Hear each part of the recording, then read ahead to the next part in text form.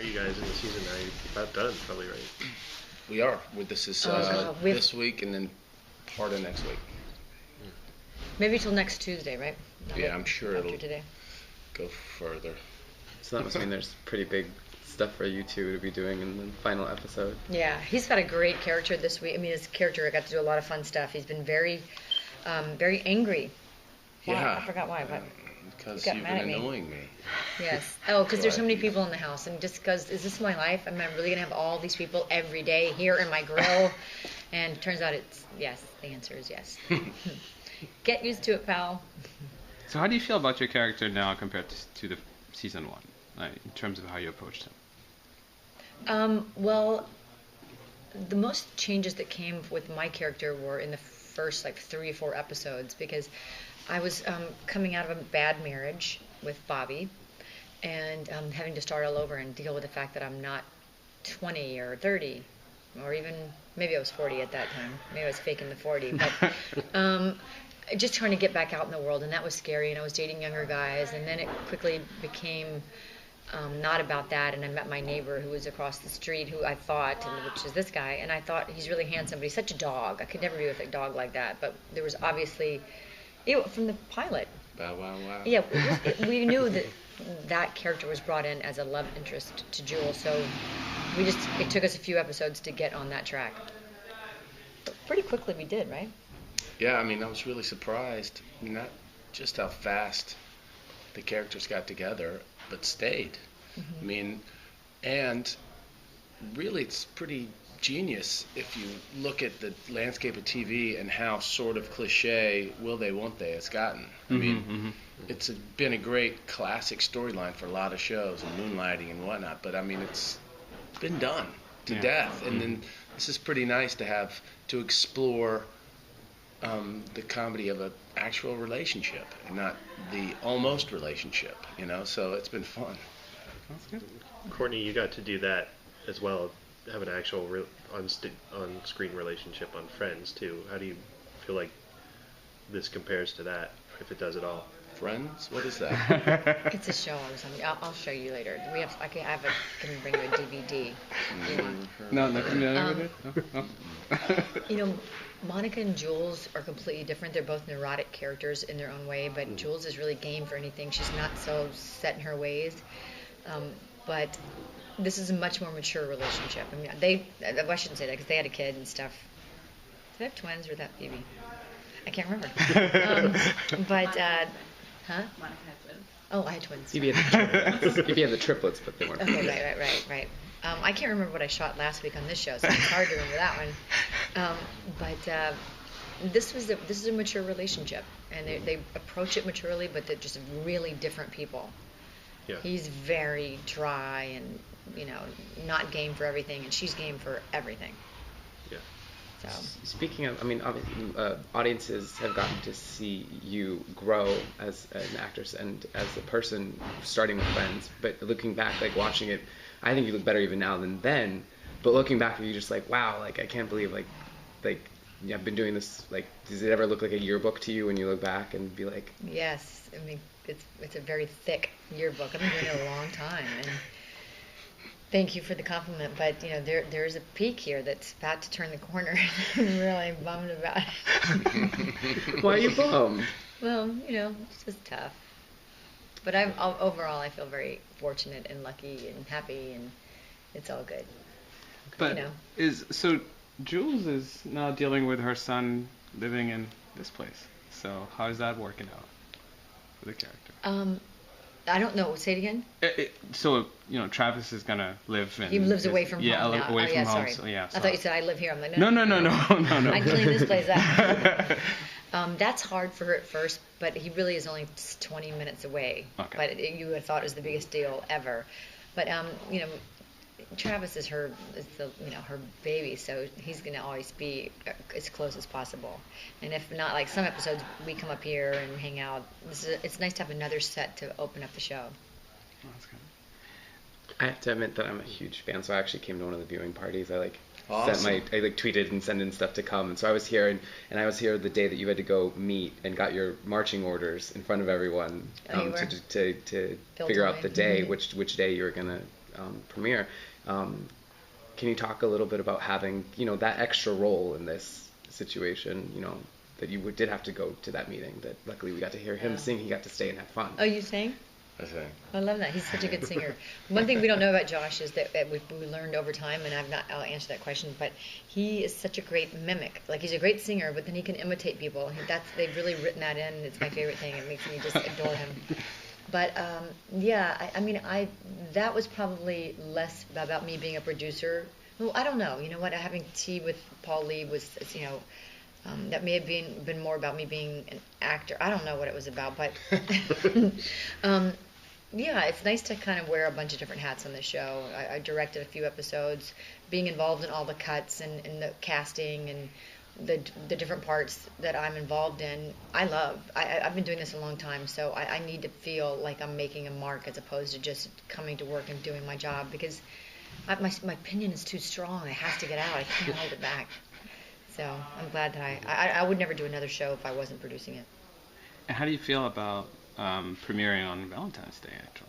It's perfect. It's perfect. It is. It's really apropos, too, if you've seen the first episode. I mean, they get engaged. Obviously, when they wrote and we shot that the plan wasn't for that to be on Valentine's Day, but it's worked out really well. I mean, it's a nice episode to launch the season on that particular date.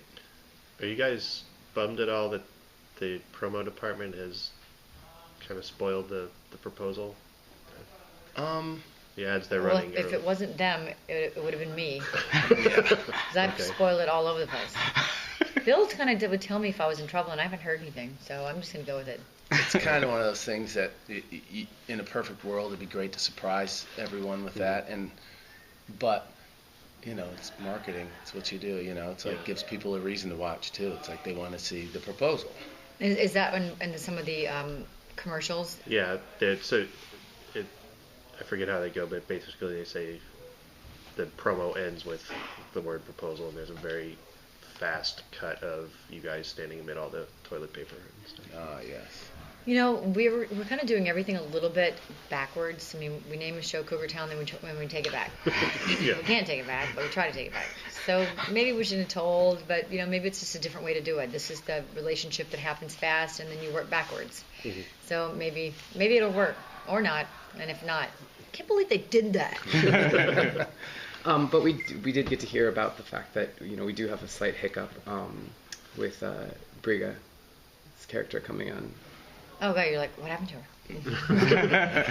her? So we obviously see that hiccup coming up. Can you talk a little about playing that more, a dynamic that I don't think we really saw on Friends as much, because these characters are more adult. They do have these histories that they were friends when they were in their 20s. You all have had relationships in the past. You were married, obviously, and stuff like that. Can you talk about playing that and the like mature, because we don't really see that as much on TV. Well, I think that's one of the things that makes the show that a lot of people like about it. It's an absurd comedy, but it's an adult show. So many shows now are on, 15, 16, 17-year-olds playing every, and with these big will they, won't they montages. And this is a real show about adults in an adult relationship. And so in that regard, I don't remember what your question was. That was riveting. You pretty much answered it. Yeah. Pretty much. Way to go. So there are a lot of recurring tidbits, which actually just gold and are awesome, and kind of why a lot of people like the show, like Penny Can, Truth Gun, and so on. What are your favorites? Or favorite, to be more precise? I really liked, now we haven't really done it this season, but I liked the thing they did last year and the first year with Krista, where she'd be like, imaginary tip of the hat. Yeah. And then the other person would be like, yeah, fake rubber nose, what are we doing? I love that bit. Actually, I wish they would bring that one back. I think they might do that once this year. I think that you have to go through all the characters. So you were the first one, right, with Krista? And I know Busy has done it. I've done it. Mm-hmm. So I think it has to work against someone who's never done it before. Oh, right. So I think we have Bobby and Travis there to go. Or maybe I don't know if Travis has done it or Andy. I don't know, but maybe we'll bring it back for those three. Mm-hmm. How would you two rate each other on your history of on-screen relationships? Having to act against each other. Oh. What? So you both have played romantic counterparts in other roles with other people. I just wanted to How do you hear rate what's- me? I mean, what if we said like, oh, this is my least fave? No, you're like 9th. Solid, made the top 10 out of 11. I would say he's 4th. And what makes you? What, I'm just joking. No, I imagined. I would definitely No, take it that maybe way. my favorite because we haven't worked together long enough to get to a weird place. No, it's great. We Just keep your act together, dude. it's cliche, but we really are friends, so it's obviously a lot of fun. And so it's And I get more respect on this show than I maybe have in my other show. she's not just my co-star, she's my boss. Not a lot of people get to come in and make out with their boss, though. Sweet. And also not listen to them at all. When I was directing, he would go like this. I'd say, so Josh, yeah, I got it. What do you mean you have it? You don't actually know what I'm saying? Yeah, I got it. So that, but, you know, the disrespect has been fun. So, Josh, did you get a warning before the table read that you're going to, okay, in this scene, we're going to have you call your body the truth with a straight face? No, we forget the table read. We didn't have one. It was show up. Whoa! And I was instructed to give it one of these. Yeah. The truth. Luckily, Josh thinks he is gorgeous. So it works out well for him that he gets to tell others, not just us, every single day. I really am gorgeous, though. It's weird. It's hard to work with you. Yeah, I imagine it would be. Yeah. So, those scenes with the wine. I mean, the wine is a big deal in the series. Big deal to us. Is it promoting alcoholism a little bit? You know, do you have the gene or don't you?